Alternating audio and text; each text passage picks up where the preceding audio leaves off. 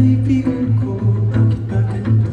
Para bang isang misteryo. Oh, kaibigan ko, di mo pagtanto kung ano ang sinasabi ng mga mata sa tuwing ikaw ay tumititi sa pag-alon ng